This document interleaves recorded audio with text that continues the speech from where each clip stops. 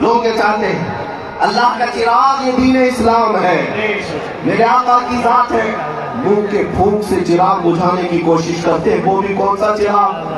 جو چھوٹی ہلکی لو والا نہیں، بلکہ جس کی روشنی پورے عالم اور کائنات پر چھائی ہوئی ہے، جس کی روشنی کا عالم یہ ہے کہ میرے اعلیٰ حضرت امام اہل سنت فاضل بریلوی فرماتے ہیں یہ چاند اور سورج جو جھلملاتے ہیں، یہ تاروں کو جو روشنی ملی ہے وہ فقط میرے آقا کے تلووں کا دھول ہے، حضور پاک صلی اللہ تعالیٰ علیہ وسلم کے نہانے کا اترن ہے، حضور کے غسالے کا اترن۔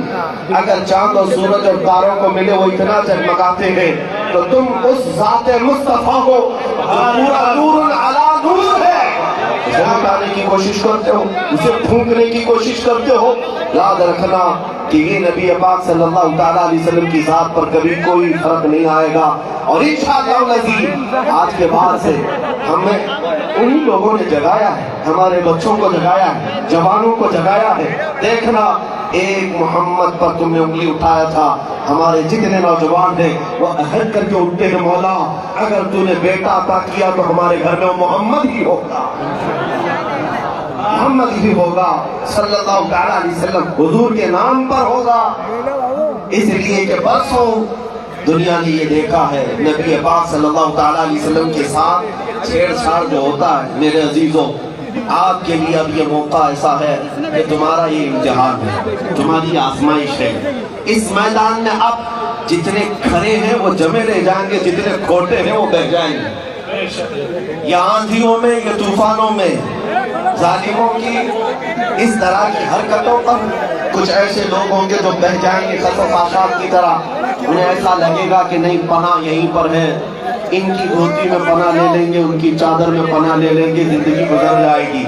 لیکن جو وفادار مصطفیٰ ہوگا وہ گردن کے اوپر تلوار بھی رکھی جائے تب بھی وہ کہے گا یا محمد صلی اللہ علیہ وسلم۔ مصطفیٰ کریم صلی اللہ علیہ وسلم کے علاوہ وہ کہیں اور پناہ نہیں مانگتا۔ کسی کی جے وجے کیوں پکارے کیا غرض ہم کو، کسی کی جے وجے کیوں پکارے کیا غرض ہم کو، ہمیں کافی ہے سید اپنا نعرہ یا رسول اللہ۔ میں تمہیں بتاتا ہوں ہماری محبت میرے آقا سے کیوں اتنی زیادہ ہے، کیوں اتنی زیادہ ہے، اس کی ایک وجہ بتاتا ہوں۔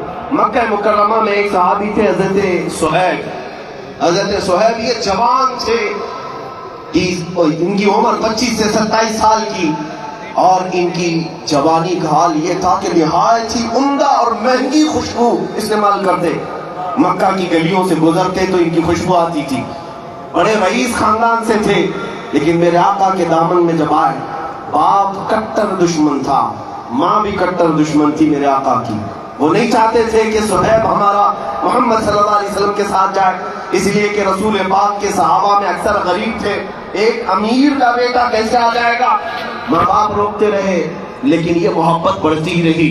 ایک بات یاد رکھیں، دیوانوں کا حال یہ ہوتا ہے جب جب انہیں حضور سے روکا جاتا ہے محبت میں اضافہ ہی ہوتا جاتا ہے، ہم نے دیکھا ہے محبت میں اضافہ ہی ہوتا جاتا ہے۔ اس صہیب کو ماں بھی روکتی رہی، باپ بھی روکتے رہے، وقت ایسا آیا کہ باپ نے دھمکی دی کہ اگر تو وہاں جانا نہ چھوڑے گا تو تیرے ساتھ میں بہت برا سلوک کروں گا۔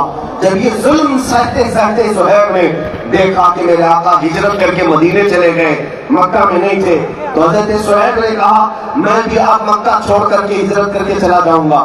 باپ نے کہا اگر تو نے ایسی حرکت کی تو ساری جائیداد تیرے سے میں آگ کر دوں گا، تجھے ایک پھوٹی کوڑی بھی نہیں دی جائے گی۔ حضرت صہیب نے کہا جو لکھوانا ہے مجھ سے لکھوا لو، جائیداد تمہیں مبارک، مال و دولت تمہیں مبارک، میں مدینے کا مسافر مدینے چل کے رہوں گا۔ آپ نے کہا ساری چیزیں قرض کر لی گئی، جائیداد ختم، کچھ دینے کو تیار نہیں۔ صہیب تنہا صرف بدن پر جو کپڑے پہنے تھے نکل پڑے مدینے کے راستے پر، ابھی تھوڑی ہی دور گئے تھے، پیچھے سے ماں پکارتی ہے کہ یہ صہیب تجھے پتا ہے تیرے جسم پر جو کپڑے ہیں وہ ہماری کمائی کے ہیں، ہمارے پیسوں کے ہیں، ہمارے پیسوں کے کپڑے پہن کر کے تو محمد کے پاس جائے گا۔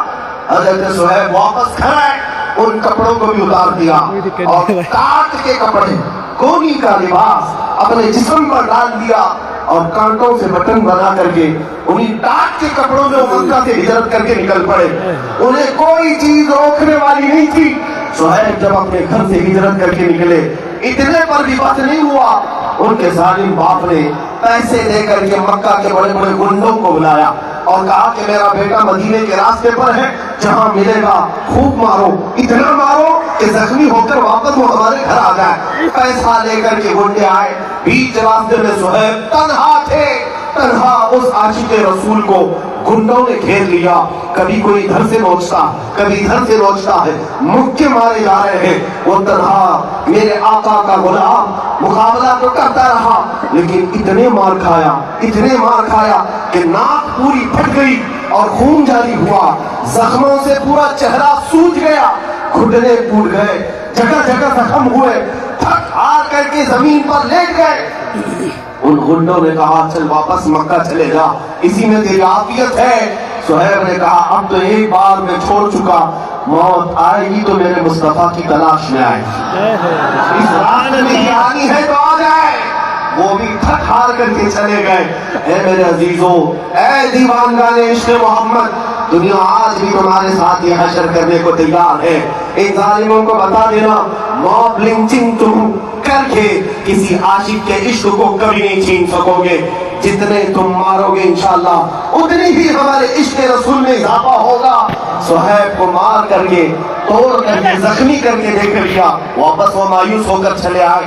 جانتے ہو پورا دن زخموں کے حالت میں چور چور وہ وہیں پڑے رہے. دوسرے دن کچھ ہوش آیا تو پیدل سفر کر کے مدینے آئے. 9 دن کا سفر, 9 دن کا سفر, 425 کلومیٹر کا سفر ہے مکہ سے مدینہ.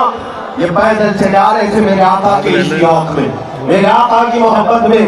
ادھر مدینہ طیبہ میں صحابہ کہتے مغرب کی اذان کا وقت تھا. میرے آقا صلی اللہ علیہ وسلم مسجد سے باہر آئے اور قریب اپنی گردن اونچی کر کر کے بار بار اس طرف دیکھ رہے ہیں جو سفر کا راستہ تھا.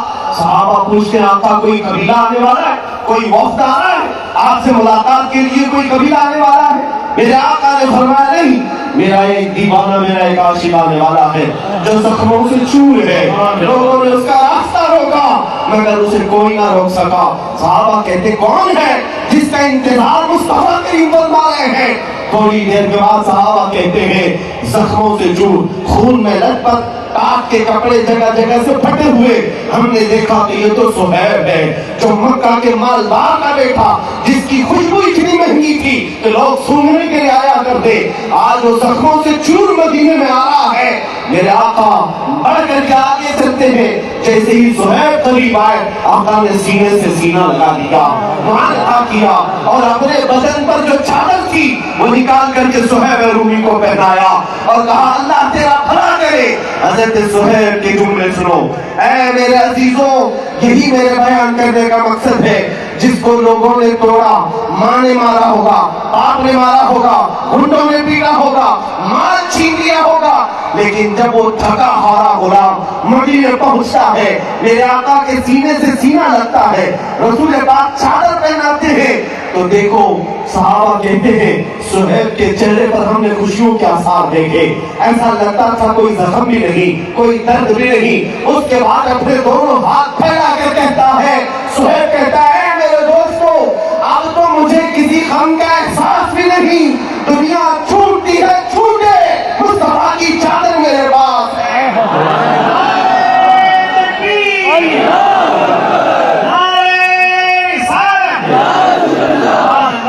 وہ صہیب ہے, جانتا ہوں زندگی بھر مدینہ طیبہ میں اسی چادر پر بسر کرتے رہے.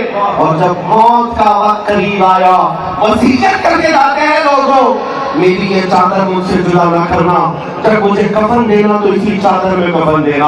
اس لیے کہ دنیا میں اگر سب سے زیادہ محبت کرنے والی کوئی ذات ہے تو ماں ہوتی ہے, باپ ہوتا ہے. لیکن میرے ساتھ تو معاملہ یہ ہے, مجھ سے محبت کرنے والی ماں نے بھی چھوڑ دیا, باپ نے بھی چھوڑ دیا. میری عزیز ماں نے میرے کپڑے اتروائے. جب کسی کی ماں چھوڑ دے, باپ چھوڑ دے, اس وقت مدینے کا آقا تنہا نہیں چھوڑتا.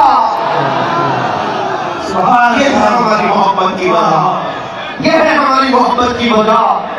عزیزان گرامی, میں دنیا کو یہ کہتا ہوں اگر ماں بھی ہماری چھوڑ دے، باپ بھی ہمارا چھوڑ دے، مگر گنبد خضرا کا مکی ہمیں